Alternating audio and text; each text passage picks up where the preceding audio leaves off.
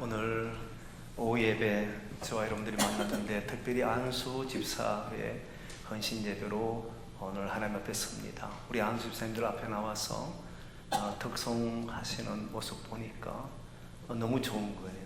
남성의 그 중후한 그 목소리, 제가 한번 이야기했나요? 신학교 다닐 때 그 신학교는 예전엔 대부분 거의 남성들이 많이 왔잖아요. 그러면 딱 예배드리면 그 강당에서 그 남자들의 목소리가 울려 퍼질 때 마치 장엄한 뭔가 큰 어떤 그런 속에 들어있는 느낌이 들 때가 많았거든요. 오늘 그런 마음을 다시 한번 생각나게 해주셔서 감사를 드리고, 우리 안수 집사님 위해서 박수 한번 해주시겠습니다. 여러분, 오늘 제목이 참 여러분 한번 생각을 해봐야 되는데, 주는 자와 빼앗기는 자, 이게 제목이잖아요. 주는 것도 남에게 하는 것이고 빼앗기는 것도 남에게 하는 것입니다.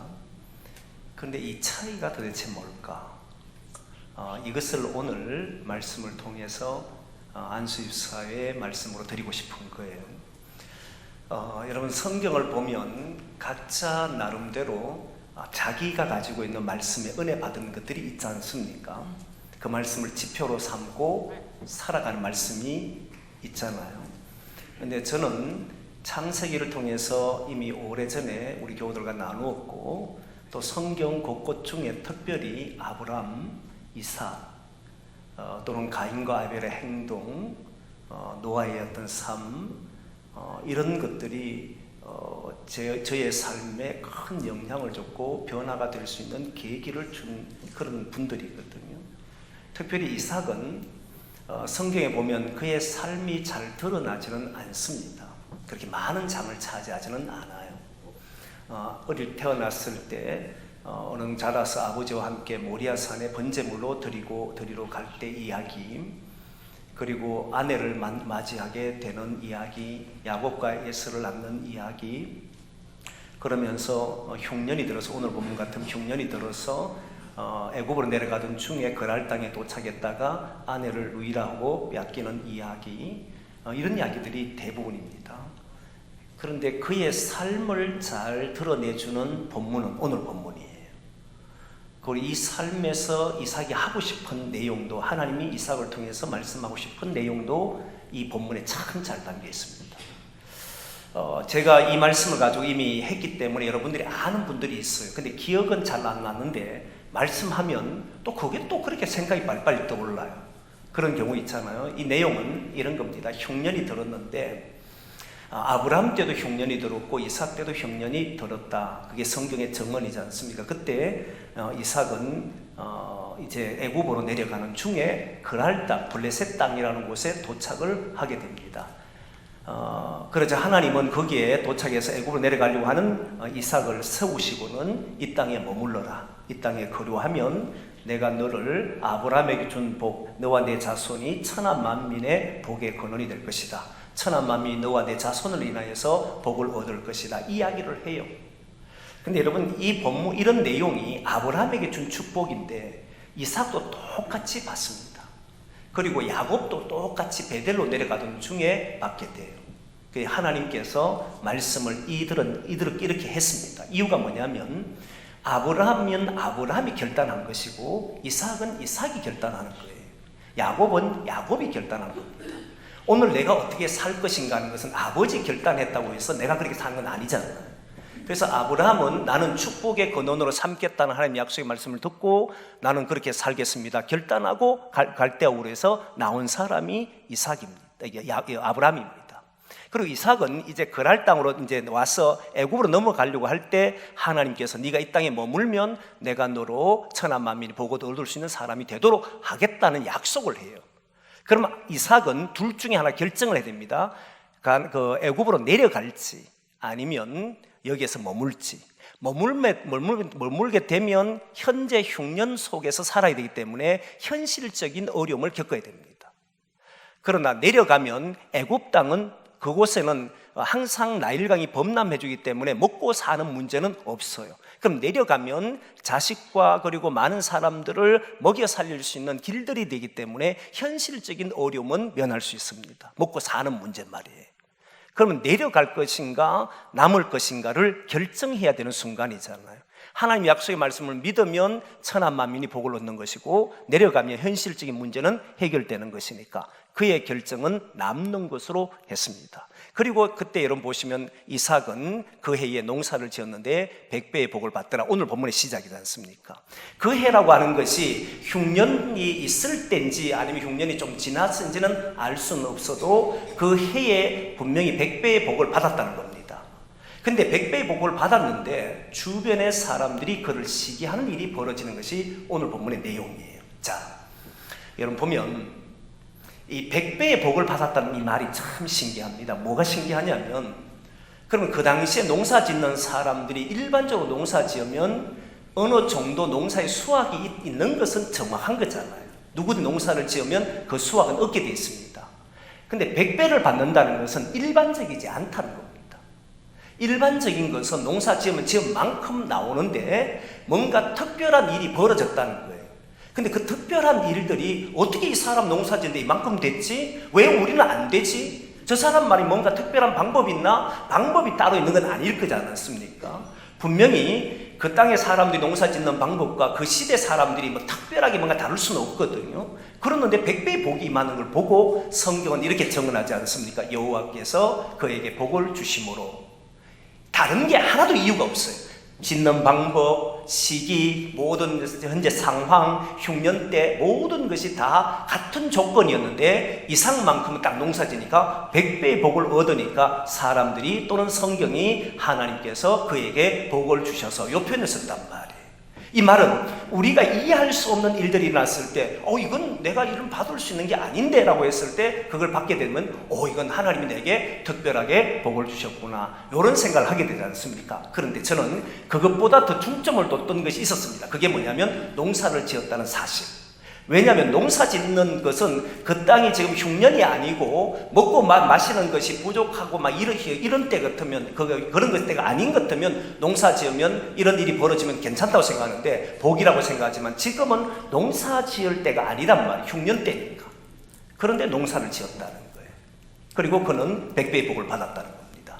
이게 중요하다고 이야기를 전에 했지 않습니까? 그래서 아무리 힘들고 어려운 시기에도 복의 사람은 어떻게 하면 이 문제를 해결할까로 생각하고 도전해야 된다. 그걸 강조했던 겁니다. 오늘은 그게 이어서 오늘 말씀하는 것인데, 이 말씀은 보면 그 땅 사람들이 이삭을 시기하는 거예요. 시기하는 게 어떻게 나타나느냐면, 시기하는데 오늘 본문에 보니까 우물을 메웁니다.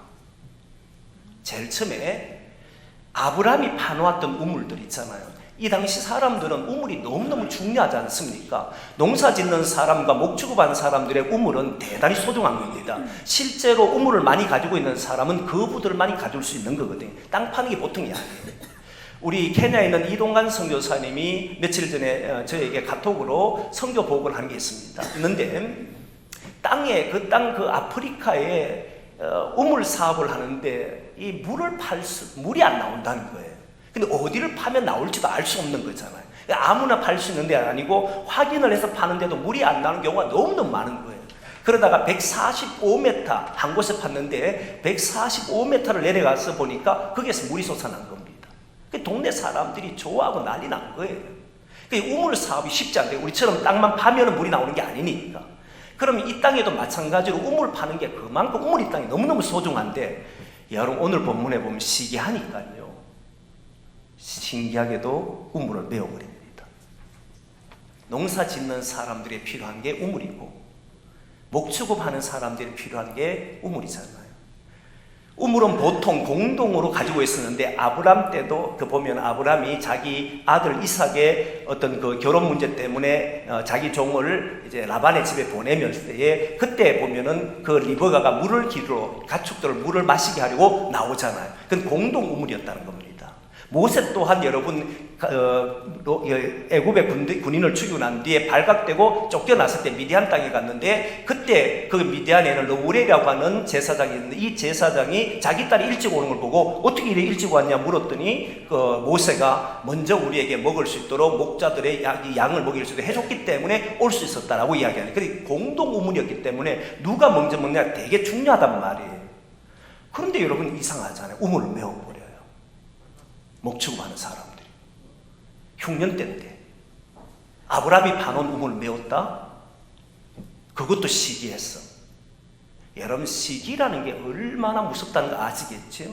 시기란 단어가 여러분 카나라고 하는 히브리어인데 놀랍게도 이 시기가 카나란 뜻이 열심이 있다. 그 다음 이런 말이에요. 열심이 있다. 열정이 있다. 그 열정이 있으니까 시기가 있는 거거든요. 근데 놀랍게도 이 열정과 시기가 뭐가 연결되어 있냐면 소유하다와 연결되어 있습니다. 소유하다는 단어도 원래 어디에서 파생된 말이냐면 카나라고 하는 원형에서 파생된 단어예요. 똑같은 단어입니다. 소유하는 것과 시기하는 게 같은 단어에서 나온 겁니다. 다시 말하면 시기는 남이 소유한 것에 대한 부러움 때문에 일어나는 소유한 문제로서 발생하는 것이다 이 말이에요. 나는 갖고 싶은데 나는 못 가지고 저 사람은 가지고 있고 이러니까 생기는 마음이 시기라고 하는 거예요. 근데 이 시기가 일어났을 때 나타나는 특징이 뭐냐면 여러분 메워버려요. 니도 못 가지고 나도 못 가지고. 여러분 그런 사람들 간혹 보잖아요. 내가 못 가질 바에는 니도 못 가진다 이러면서 이제 방해하는 사람도 있지 않습니까? 이런 사람들 가만히 보면 시기하는 사람이라는 거예요. 메워버린다는 거예요. 그래서 이제 이삭은 거기를 떠나서 그랄 골짜기라고 하는데 이 그랄 골짜기라고 하는 곳은 작은 개울, 작은 여울 같은 물이 그렇게 나지 않는 곳을 말하는 겁니다. 이 사람이 이제 그렇게 옮겨가니까 사람들이 괜찮게 봤어요. 왜냐하면 물이 잘 안 나는 곳에 갔으니까. 그러면 시기할 일이 없다 생각했잖아요. 문제는 뭐냐면 이삭이 우물을 팠는데 거기에 물이 나오더라는 거예요. 물이 나오는 걸 보고는 이들이 가서 그 사람들과 싸우기 시작합니다. 그래서 그곳 이름을 에색이라고 하는 이름으로 합니다. 에색의 이름은 뜻은 다투다라고 하는 거예요. 여러분 삶을 살아가면서 다투는 사람들이 많습니다. 이건 어디에서 나오냐면 시기에서 나와요. 시기하면 다투 용납이 안 돼요. 그릇이 크면 이렇게 품어줄 수 있는데 그릇이 작으면 자꾸만 남이 하는 것이 잘 되면 시기심이 생기고 자기도 모른 채 다투어버리는 거예요. 그러니까 다투니까 이삭은 그 우물을 이제 주고 다른 데로 갑니다. 다른 데 가서 또 우물 팠는데 놀랍게도 거기에는 이제 대적하더라라고 해서 신나라고 하는 이름을 가집니다. 이 대적하다는 말이요, 신나란 말이 어디서 나오느냐면 사탄이라고 하는 말과 동일한 말이에요. 대적하는 것은 하나님과 대적한다라고 할 때 사탄이라고 그러지 않습니까? 사탄과 같은 어원에서 나오는 거예요. 똑같은 의미입니다. 대적하더라. 대적은 단순히 시기하고 다투는 정도가 아니라 이제 물리적으로 그를 맞서 싸워서 끝내 빼앗으려고 하는 그런 상태를 말하는 거예요. 대적하는 자가 되더라는 거예요. 그런데 이삭은 놀랍게도 거기에서 다시 떠나서 로봇이라는 곳에 우물을 팝니다. 그랬더니 우물이 났고 장소가 넓기 때문에 다투지 않았다 해서 로봇이라는 이름을 정하는데 그 이름은 장소가 넓다라고 하는 이야기예요. 자, 여러분 여기에서 한번 묻고 싶습니다. 이삭은 빼앗기는 자였습니까? 주는 자였습니까? 저는 이걸 묻고 싶어요. 지금 이삭은 지금 그랄 땅의 사람들에 의해서 빼앗겼습니다. 볼 때는. 그래서 피해간 것처럼 보입니다. 사람들이 미화를 합니다. 어떻게 미화하느냐면 그는 화평을 추구하는 자였고 평안을 추구하는 자이기 때문에 그는 주고 떠났을 것이다. 그렇게 이야기해요. 저는 그까지만 이야기하면 저는 빼앗겼다고 생각합니다. 빼앗기는 것과 주는 것은 다릅니다. 무엇이 다르냐면 이삭의 놀라운 점은 그것을 주고 떠나게 되면 원래 우물을 이렇게 중요한 곳이면 목자들이 싸워서라든지 지켜내야 합니다. 그리고 하나님 앞에 기도할 때 저들이 나의 것을 빼앗아 갑니다. 하나님 지켜달라고 해야 합니다. 그런데 그런 내용이 일체 없잖아요. 그러면 당연히 힘이 없어서 빼앗긴 것처럼 보이지 않습니까? 빼앗긴다는 것은 힘이 있으면 결코 빼앗기지 않습니다. 힘이 없다는 증거이잖아요. 그랄 땅은 지금 아비멜렉이라는 왕이 지금 하고 있고 빼앗길 수는 밖에 없는 상황처럼 보이잖아요. 그런데 저는 이삭은 빼앗기는 자가 아니라 주는 자라고 생각합니다. 이유가 무엇이냐면 이유가 이겁니다. 이삭은 다른 곳에 우물을 파도 팔 수 있는 자였다는 거예요. 현재 내 것만 가지고 있는 사람은 줘버리고 나면 아무것도 없는 사람들은 주는 것은 그건 빼앗기는 것이라고 봅니다. 남는 게 없으니까. 근데 내가 죽어도 다른 것을 할 수 있는 사람은 나는 그 사람을 보고 빼앗기는 자가 아니라 주는 자라고 생각합니다. 이 사람이 복 있는 사람이에요. 여러분 이게 무슨 말인지 이해됩니까? 여러분 이 지금 보면 이삭은 만약에 우물을 팔 수 있는 실력이 없었다면, 우물을 팔 수 있는 능력이 없었다면 이 사람 빼앗긴 자가 맞아. 도망 다녀야 되니까. 그저 그랄 땅 사람을 피해서 움직여야 되니까. 그런데 놀랍게도 이삭은 저도 전혀 개의치 않는 모습이 나오잖아요.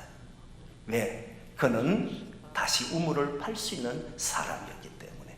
더 넓은 장소에 가서 남들은 우물이 안 난다고 그런 곳에 갔기 때문에 더 이상 우물을 팔 수 없다라고 하는데, 놀랍게도 이삭은 우물을 파서 사람들이 물을 마시게 하잖아요.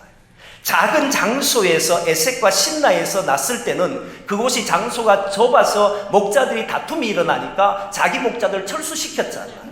그리고는 넓은 장소에 갔을 때 그곳이 물이 이제 많이 나고 장소도 넓으니까 누가 와서 마실 수 있는 공간이 되잖아요. 그러면 이 이삭은 어떤 생각을 가지고 있었냐면 오늘 여기도 누군가가 자기 것을 가져가라면 줬을 겁니다. 왜? 그는 다른 데 가서도 팔 수 있으니까. 저는 신앙생활 하면서 그런 사람을 한번 예를 든 적이 있었는데, 한 번은 이제 제가 교육 목사를 마치고 이제 행정을 할 때 교육부에서 어떤 행사를 하는데 자신이 가지고 있는 자료를 전부 모아서 우리 교사들한테 도움이 되도록 하자, 이렇게 해서 의논을 했던가 봅니다. 했는데 한 분이 자기의 자료를 줄 수 없다는 거예요. 그런데 위에서 교육 목사가 내놔라 그러니까 내놔야 되잖아요. 그건 빼앗기는 거예요. 빼앗기는 거잖아요. 자기가 가지고 있는 게 그것밖에 없어요. 저는 그런 사람이 불쌍하다 생각합니다. 그렇게 줄 수 있는 사람이라고 하는 것은 그때부터 시작해서 내 것을 주고도 이 사람은 다음 것을 연구할 수 있는 사람이 돼야 한다는 거예요. 그런 사람은 주는 사람. 자기의 어떤 수고와 땀을 통해서 얻은 것을 주고 나면 다 주는 것이 아니고 다 줘도 이 사람은 다음에 일을 만들 수 있는 사람이라는 거예요. 이런 사람은 아무리 강한 자가 와서 뺏어간다 해도 빼앗기질 않습니다. 왜? 자기는 새로운 것을 만들 수가 있기 때문에 그건 결코 빼앗기지 않는다는 거예요. 힘 있는 자가 빼앗는다고요? 오늘 내가 가진 것은 빼앗을 수 있겠지요. 오늘 내가 소유한 것은 가져갈 수 있겠지요. 그런데 나는 새로운 것을 창조할 수 있는 사람인데 그거는 빼앗을 수 없는 거잖아요.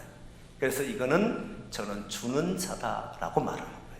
성경은 주는 자가 복이 있다라고 말합니다. 여러분 오늘 성경을 보십시오. 너무너무 놀라운 것은 여러분 빼앗으려고 하고 다투는 자를 보십시오. 누구도 갖지 못하게 합니다. 우물을 메워버리고 아무리 중요한 우물이라고 할지라도 자기 땅에 우물이 나면 얼마나 좋습니까? 아브라함이 파놓은 우물 같으면 그 우물로 먹고 살만할 텐데 그것이 시기가 생기니까 저 사람이 판 것은 나는 마시지 않을 거야 하고 덮어버리는 거잖아요. 그리고 작은 우물 하나 가지고 싸움을 벌이고 있고 다른 것을 찾으려고 하지 않잖아요. 오직 자기가 얻은 그것만을 최고로 여기고 살잖아요. 여러분 불쌍하지 않을 것 같습니까? 저는 새로운 것을 향해 찾아가야 한다고 생각하는 사람이에요. 신앙인은 이렇게 산다. 신앙인은 내가 가진 것은 이것밖에 없어도 하나님 가진 건 너무너무 많기에 나는 오늘 이걸 줘도 나는 부족하지 않노라. 내게 있는 이런 것이 있다 할지라도 다 줘도 다시 주님은 내게 더 많은 것을 주실 줄 믿노라. 그리고 그 길을 찾아내는 사람이 저는 하나님의 사람이요 주는 자라 생각합니다. 그래서 여러분 농사짓고 100배라는 복을 이야기했다고 저는 생각하는 거예요. 왜 100배 이야기를 하느냐? 농사를 지었더니 모든 사람들은 자기 소유를 지키려고 하지만 이 이삭은 주려고 했던 사람이라. 주려고 하니까 그는 새로운 방법을 모색했고 새로운 길을 찾았고 결국은 그 땅의 사람들이 이해할 수 없는 복을 이 이삭은 누리고 살았다는 겁니다. 저는 안수 집사가 그렇게 되기를 소망합니다. 안수 집사는 자꾸 주려고, 신앙인들은 자꾸 주려고 하셔야 돼요. 내 것을 가지고 있는 움켜잡으려고 하면 그게 사라져버리는. 여러분 이런 노래가 있잖아요. 사랑은 참으로 버리는 것 이런 노래가 있잖아요. 그러면서 이상하다 동정 한입 이야기입니다. 이상하다 동정 한입을 이야기하면서 그 한입 움켜잡으면 없어져 버리는데 쓰고 빌려주면 풍성해진다 이런 말 있잖아요. 이상한 거예요. 동전 한 입은 움켜잡으면 나는 다 가진 것 생각하지만 사실은 움켜잡는 순간 이 동전 한 입은 아무 쓸모가 없는 거잖아요. 그런데 이 동전 한 입을 주는 사람은 동전 두 입을 벌 수 있는 사람이고 세 입을 벌 수 있는 사람이기 때문에 저는 그 사람이 복 있는 사람이다. 그렇게 말합니다. 하나님의 사람은 그렇다는 거예요. 여러분들이 가지고 있는 자료, 여러분들이 가지고 있는 지식, 여러분들이 가지고 있는 어떤 것들 마음껏 나눠주십시오. 그런 사람, 나눠줄 수 있는 사람은 다음 것을 찾아서 가는 사람이 될 겁니다. 없는 사람은 빼앗기는 게 돼 있습니다. 내 것을 누군가가 자꾸 달라 그러면 빼앗길 수밖에 없어요. 그런데 줄 수 있는 사람은 이미 그것을 할 수 있는 사람이기 때문에 준다는 겁니다. 우리 안수 집사님들은 주며 살기를 소망합니다. 그래서 안수 집사님들이 저는 감사했던 것이 너무 많아요. 세례받는 아이들을 위해서 우리가 이렇게 선물을 준비해서 주겠노라. 정말 감사하잖아요. 뭔가를 자꾸 줘보려고 하는 사람들은 그것을 할 수 있는 사람들이라고 저는 확신합니다. 이삭은 그래서 하나님께서 천하 만민의 복을 가지고 주려고 하는 그런 사람이 된 줄로 믿습니다. 저와 여러분은 주님이 우리와 함께 하시고 주님의 복 안에 사는 사람인 줄 믿습니다. 이걸 잊지 마시라. 그래서 자꾸 줘보시려고 하라. 주려고 하는 사람, 부족한 것 같아도 움켜잡은 사람은 그것이 아무 소용도 없지만 주는 사람은 쏘고 넘치는 역사가 있는 줄 믿습니다. 그렇게 살아가기를 소망합니다.